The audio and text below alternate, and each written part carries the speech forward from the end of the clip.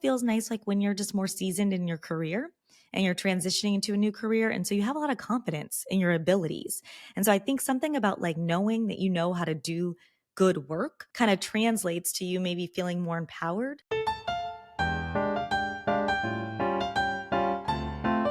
So, welcome to the You Are a Lawyer podcast. No worries. Ashley Menzies Babatunde. Yes. So, welcome to You Are a Lawyer. How are you? I'm doing well. Thank you so much for having me. I'm excited to be here.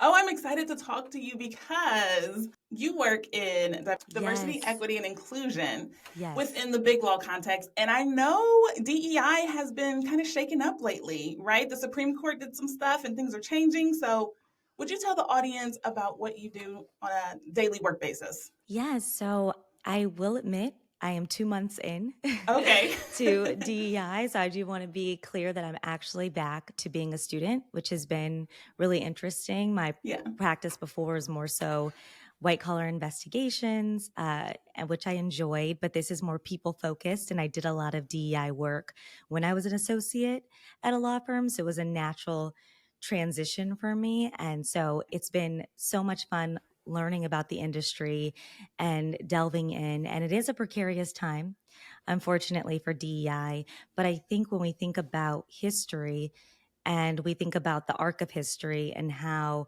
there's always been attacks, unfortunately, on DEI type initiatives for so long, I think we're just in one of those cycles. And I do think that it will prevail because when you look at just the statistics now, when we're looking at people of color in the legal context, when we're looking at people of color in leadership positions, we're just not where we need to be.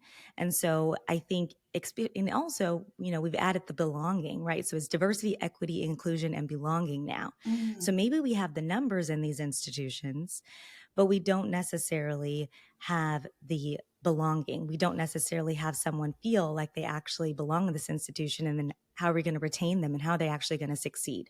So I feel like we have a lot of work to do, and that I'm optimistic, cautiously optimistic, but it's going to be challenging because you do need to be careful now. Yeah. So what companies are doing is they're going back and they're looking at their policies, and we help companies do this, but they're looking at their policies and figuring out how they can continue to further DEI initiatives while also being, in compliance with the law. I think that right now there's just been a lot of conversations. There are a lot of meetings. There are some lawsuits, unfortunately, happening, and it's just all new territory. But I think that it's a challenging time to be in DEI, but also an exciting time, right? Because then you get to defend something that has been so important to you. And just to share a little bit of my personal story and why it's so important to me. And I think this is why I'm so happy that I'm doing this work, is that it changed my life. I grew up in Los Angeles, and I went to public schools my entire life, and I had the opportunity to go to a public school in Beverly Hills, which was one of the best public schools in LA. And the way I got there was through a diversity permit. And at that time, you can say it's kind of reflective of what's going on right now. We had something called Proposition 209, which got rid of affirmative action for all public schools. And so what Beverly did at the time is they allowed people to take a test based on geographic diversity. So they weren't necessarily looking at race, but what that did is it allowed people like me who lived outside of the district, and usually people of color, to get into Beverly and have more opportunities. And so there are ways to be creative. And this was in 1996, Proposition 209, right? And so I know it's a hard time, but it's like there are ways to continue to push something that's so important. And it helped change the trajectory of my career and helped me, ultimately go off to Stanford and to Harvard for law school to be able to get that great education for free because it was public. My parents were not paying for private school. So And you know what else I'm thinking about? The fact that this is happening again, it speaks to how many things are cyclical. And even though they may feel new to us, we've always done things like this, right? And so you guys had Proposition back in 1996, and now this is happening, and it's like, we'll get through it. There'll always be people who are advocating, who are trying to, okay, but how can we make it better? Or how can we make sure it's not too exclusionary? So, I mean, that's why we're here, right? Lawyers are problem solvers. So Right. we'll take what the Supreme Court does, and then we'll figure out how to make it work within our regular lives, right?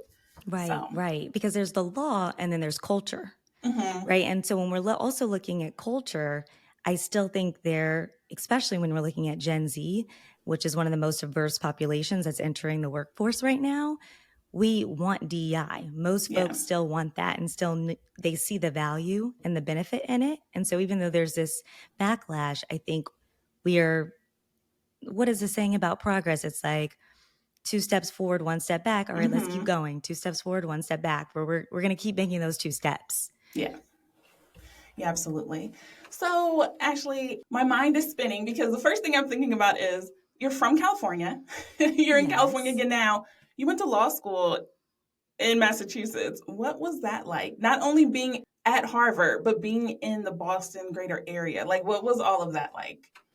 Yeah, I always say nostalgic trauma when I go back to law school, which is hilarious. Yeah. But, and also just I was there during the winter vortex. So just talking about being someone who grew up in LA and then my 1L year we're hit with a snowstorm that is, historic. And so I think just transitioning to East Coast culture was different.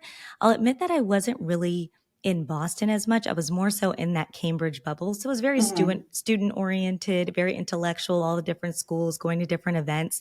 And so I really liked that transition.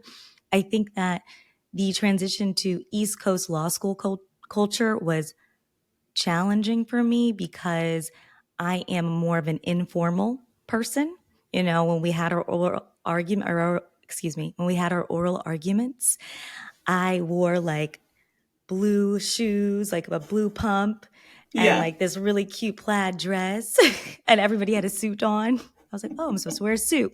So these like little kind of cultural things that I felt like were a little bit different, transitioning to the East Coast and kind of understanding the language and the people and me being quite bubbly and Mm-hmm. excited about everything and then realizing, okay, not everyone's like that. That's okay. Yeah. But I found my people. I found my tribe. I've met my husband, so that was good Yeah. as well. But it was a bit of a culture shock, I think. And I don't know if it's East Coast or law school or, if it's the combination of both. But I definitely felt like there were parts of my personality that at times I muted it with time to try to fit in. And I don't think that I necessarily should have done that. Right. And I think that I, eventually kind of found my footing and realized it's okay to be me and be whatever an LA, typical LA girl. I don't even know what that means, but Yeah. what they would say about me. Yeah.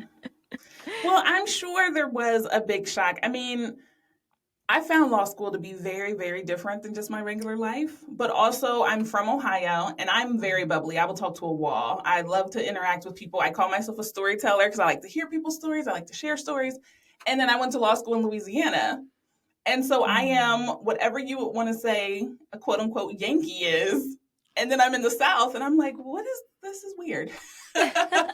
What everyone talks really slowly. They're not in a rush to go anywhere. And I'm just like, can we move? Like what are we waiting for? So that was a huge culture shock and one that I was not anticipating because I've always thought about New Orleans. Well, I was in Baton Rouge, which is no Mhm. New Orleans, right? And so I think when we learn those multiple, like layered lessons, on top of being in law school, you're in just a different environment. Right.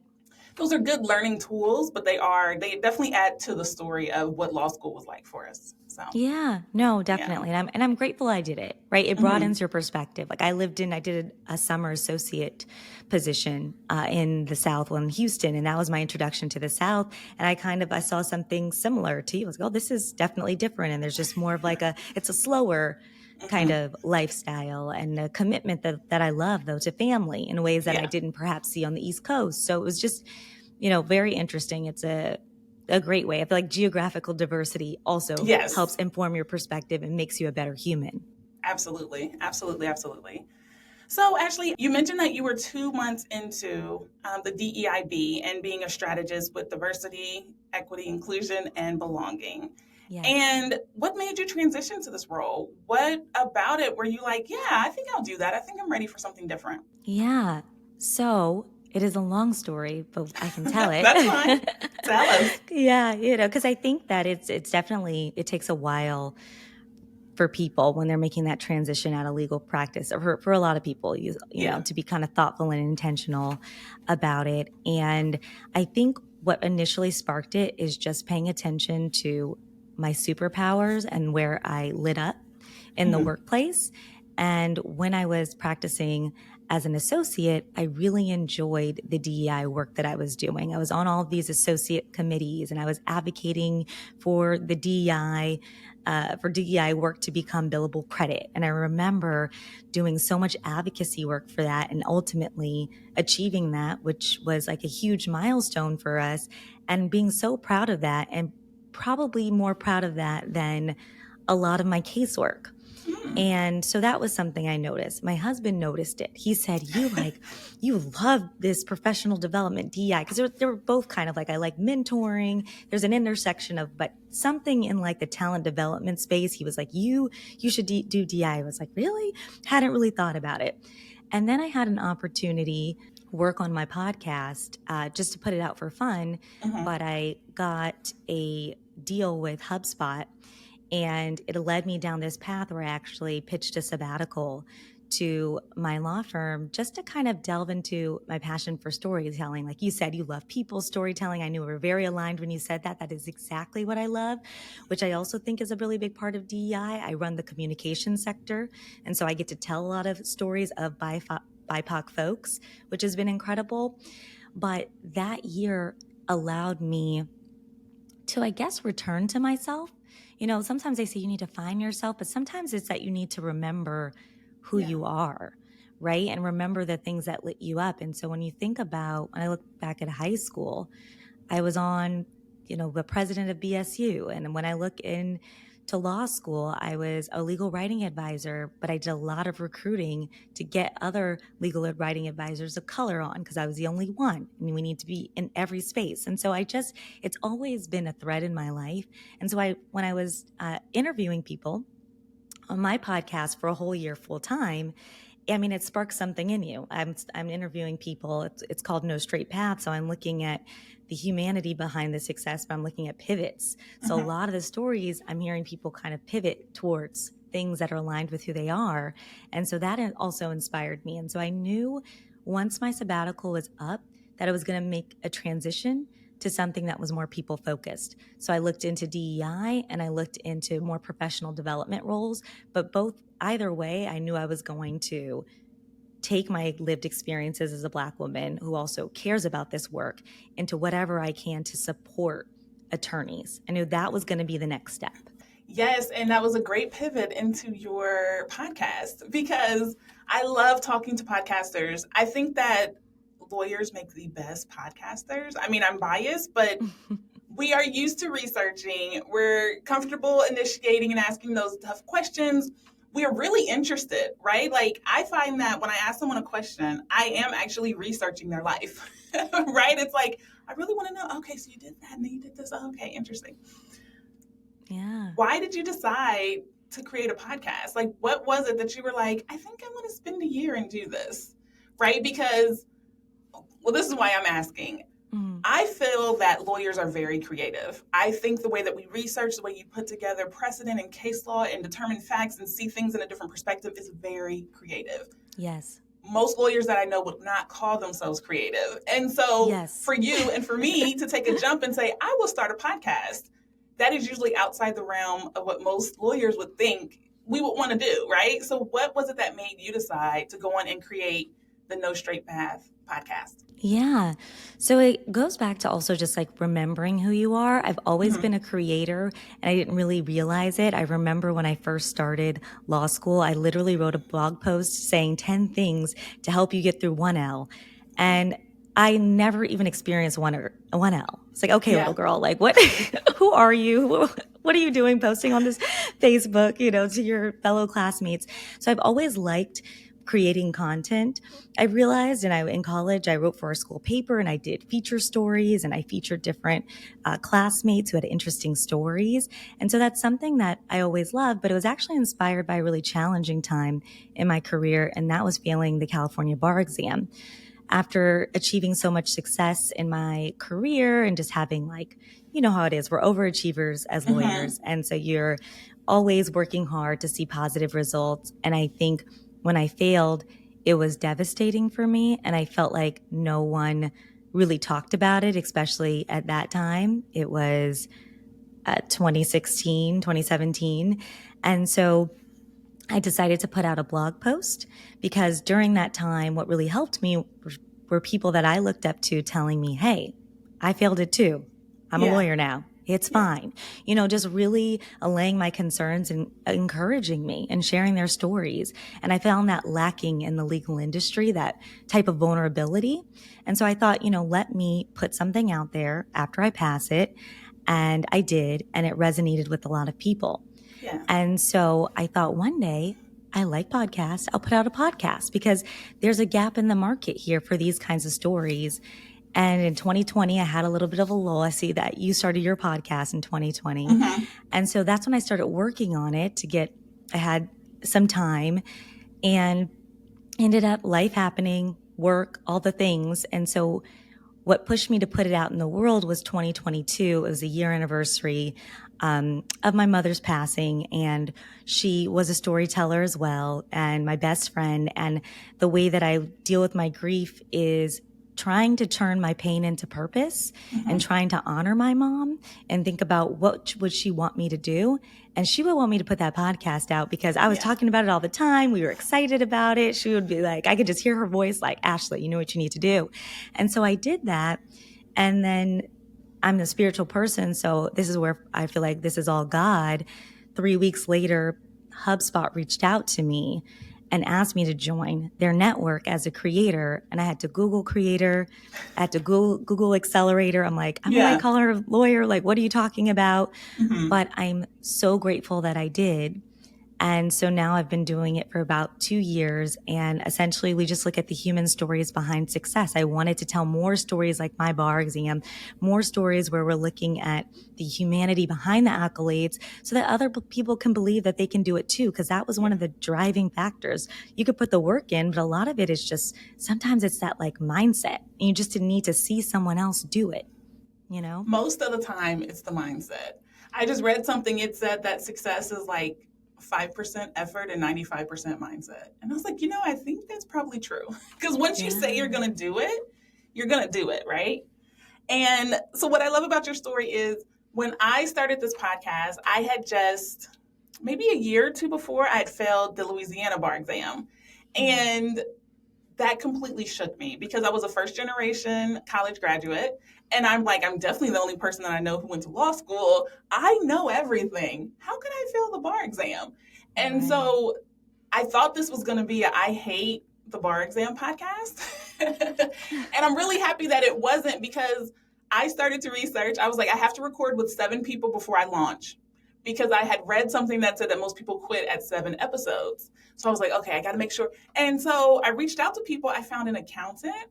I found a state legislator. I found all these people with law degrees, some who never even took the bar because they were like, no, I learned so much and had such great networking from law school. I didn't want to take it. So that killed the whole I hate the bar exam angle. Yeah. And so then I start recording and I realize, you can't connect the dots going forward. You can only connect them going back. And I was like, all of these lawyers have taken risks, right? I was like, look at your risk. Look at your risk. Look at my risk.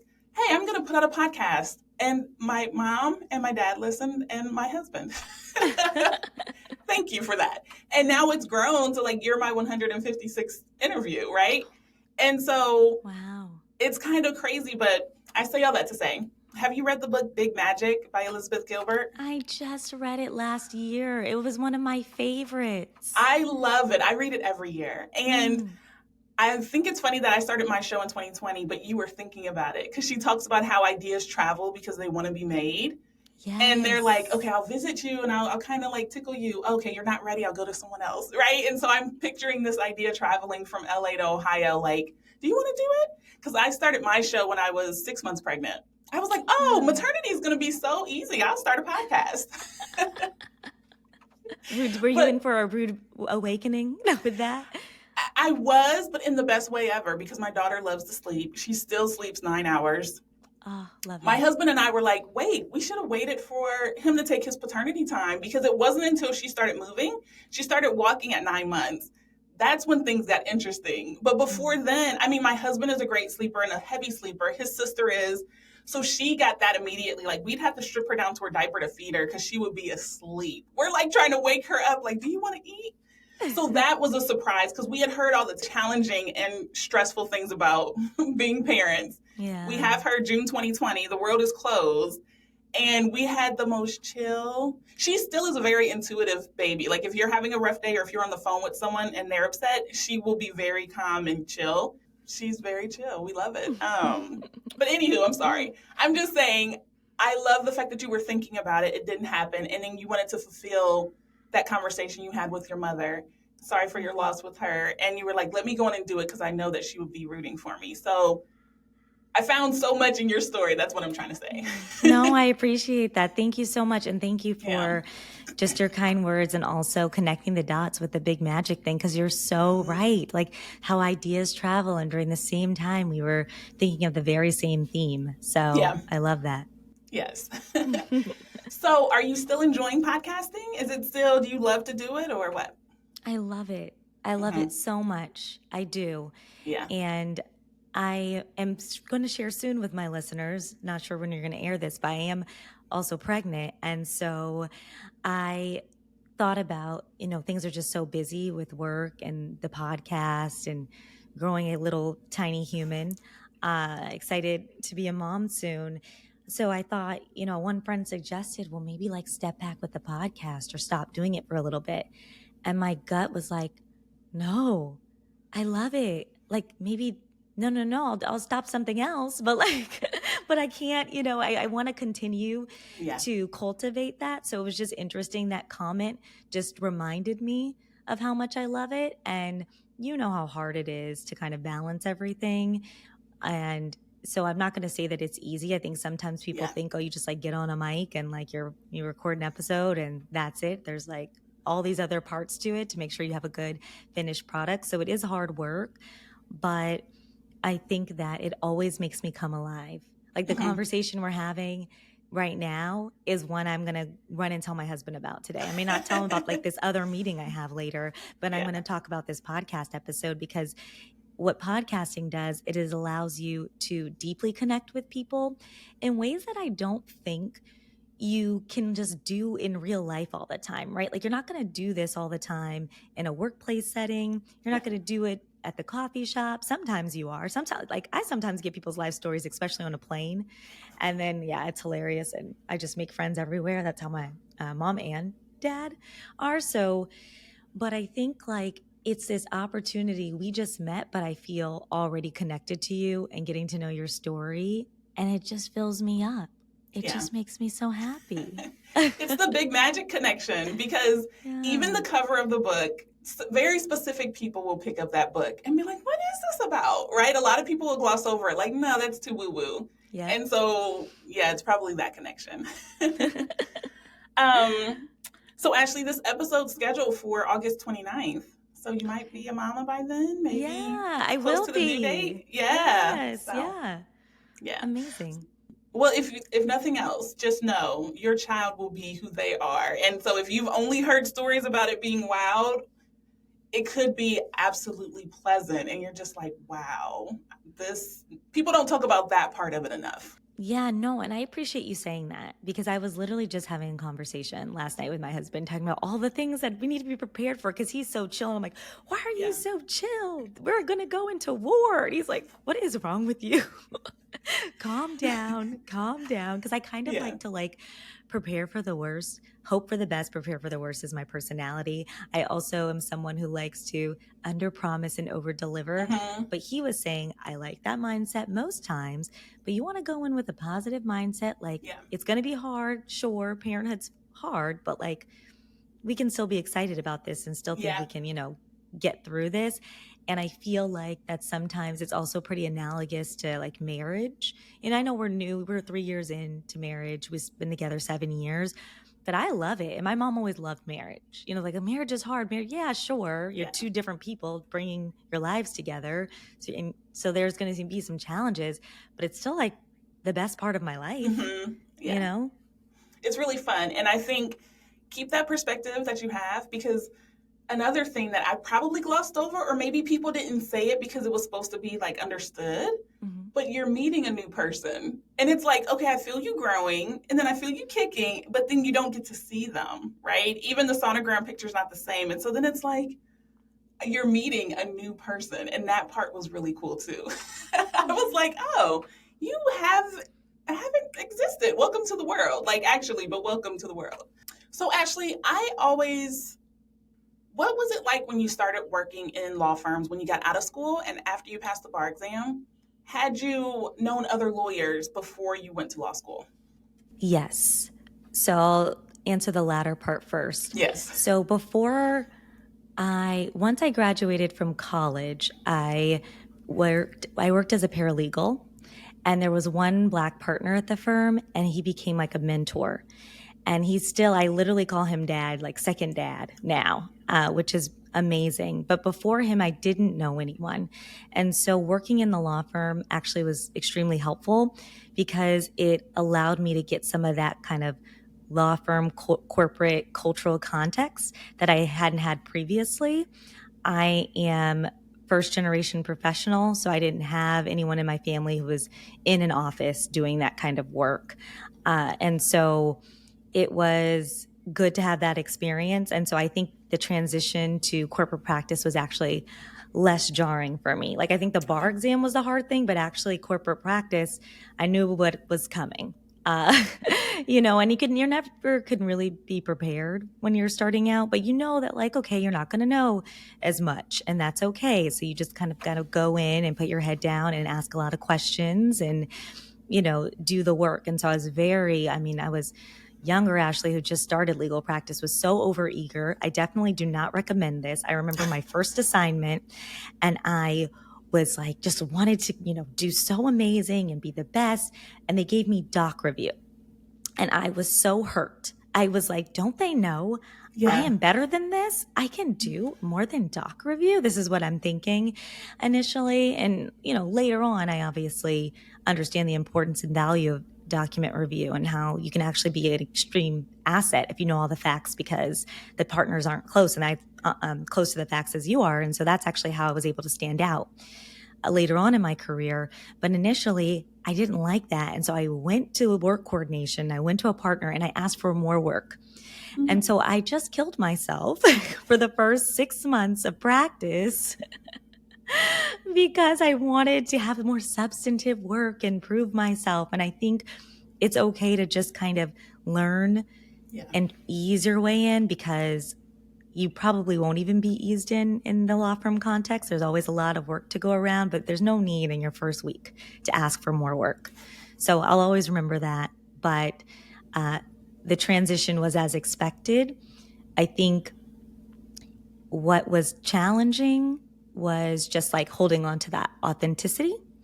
I love exclamation points. I noticed people didn't use them as much. I was like, oh God, can I use an exclamation point? With time, I Yeah. just started doing that. I met other people who were a little bit more like me and then realized, okay, that's okay. As long as your work product is good. But there are little things like that, little cultural norms that I had to learn and pick up and try to figure out how do I insert my own flavor and authenticity so that I Yeah. could be happy. Yes. Yes. Yes. So, follow-up question: how do you bring your authenticity to your current role, being a DEIB strategist? Are you having to remove or forget some of the formality of being in law firms? Yeah, so I think because I'm still in a big law firm, it is pretty similar, the Okay. culture. But I think law firms have just changed since 2020. There's Mm. more informality, which is great, Okay. and even going into the office and seeing the little Gen Zers with their jeans and their tennis shoes. And, we couldn't do that before. Yeah. And just even with the Crown Act protecting Black women in their hair. And so we can wear our hair in different ways. We can wear blonde braids. So the girls are wearing their blonde braids and they're looking like Beyonce, and I'm loving it. Like when I was starting out, we couldn't do things like that, or it wasn't like we were told not to do things like that, Yeah. unfortunately. And so there's just a better culture around authenticity. And it's very easy for me to be authentic in my role because it's DEI, right? It's like, I think there's an expectation of that. My boss is herself, the people on my team. And so it feels really nice. And then it also feels nice like when you're just more seasoned in your career and you're transitioning into a new career. And so you have a lot of confidence in your abilities. And so I think something about like knowing that you know how to do good work kind of translates to you maybe feeling more empowered to be yourself. I don't think it should be like that. I think we should always be able to be ourselves. And I think that's what we're trying to push in DEIB. Yeah. But it's kind of like, you know, the CEOs of the tech companies who wear sneakers and tennis shoes everywhere because they're like, I made it. Where when you're younger and you're trying to prove yourself, and like we have to still recognize that we're operating in these institutions where there's still some judgment, there's still some old school views and beliefs, there's still respectability politics. And so it's figuring out that, you know, that balance and understanding that. But I'm fortunate to come in at a manager role. And it's DEI, so I'm myself. Yeah. I mean, I think that's a really good point because it is a combination, right? I think that confidence is practiced. So when you're new, and especially new to either your law firm or being a new lawyer, you're like, okay, let me learn from the people who've been here. So you are trying to get in those beginning reps. I just became confident as a 3-year law student. Now I'm doing something new. How do I get confident in this place? Yeah. And then also, to your point, even with the Crown Act being accepted and all these other things, now we can look beyond, okay, I see you with your blonde braids, but that doesn't mean you are less capable because your appearance is more colorful, right? Yes. And I'm glad that we're embracing that because it used to be, I mean, we do still judge people by our first impressions, right? Yes. I had a technical difficulty and was late coming here. You could have been like, oh, wow, let's see what this is like. It happened. You cannot erase that part, but it's intentionally looking past that. And I'm glad that we're in a place to do that now. Yeah, me too. Yeah. It feels so good to be free. It's really hard to pretend. You know, I always say I admire the Black women who came before us and have really made it in these corporate spaces, because how many times did they have to be quiet? How many times did they have to portray themselves and not show up authentically to be successful? Yeah. Like I did a little bit of that and it was soul crushing. And so to be doing that for years to get to where they are, like, I just want to say thank you if you're listening. Yes, absolutely. Yes. So Ashley, this is my last question and I ask it to every guest. And that is, what would you say to young lawyers, 5 years practicing or less, or law students about what they can do with their law degrees? Yeah, that's a great question. I mean, they can do so much. I mean, and I know people always say this. And then when you're in that space, you're like, yeah, but what exactly can I do? And I remember being that person and going and doing that research. And now that I interview different people, and I've interviewed a lot of folks who have transitioned out of law or gone in-house or things of that nature, you realize that the skills are really applicable. I think the most important thing to do is to initially follow your curiosity. So do all the informational interviews. That's important. I did that, talking to different folks.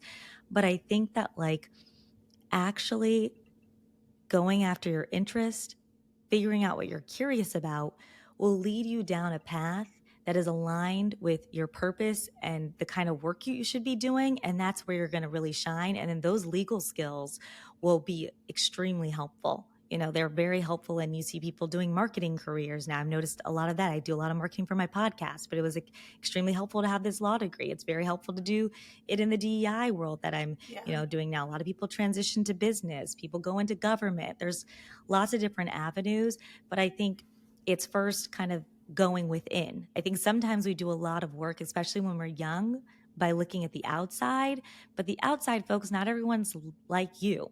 So kind of do that self-awareness practice and start to get to know what you're interested in. And I think that will start to open doors and lead you down a path where you're supposed to be. Yeah, I love that. And I think the audience is really going to enjoy it. Well, thank you so much, Ashley. I really appreciate this. Do you have any final words for the audience? Thank you so much, Kyla. This has been amazing. I just appreciate this podcast. I appreciate what you're doing. I would say this. I think that, it's 2024, and I really hope that your podcast continues to encourage lawyers to embrace their creativity and to take risks, because I think lawyers are they're so smart and interesting and capable. You know what I mean? And I think what can sometimes happen is we put ourselves in these boxes. And so I hope that for the listeners, that you think of yourself as dynamic, as someone who is logical and creative. They're not mutually exclusive. And that's someone who can, be dynamic and do lots of different things. If that's what you want to do. And I think if you're listening to this podcast, that's probably the kind of person that you are, but understanding that it can be done. And so many of us are doing it. Yes. Yeah, there's so many examples of us doing it. And if anyone that's listening is confused or frustrated or anxious, or how can I do that? Or I have a tiny little inkling that I might want to do that, feel free to reach out. I'll have Ashley's contact information in the episode notes. So if you are remotely interested and want to continue the conversation, please reach out and let us know. And we will talk to you in the next episode. Bye, Ashley. Bye, guys.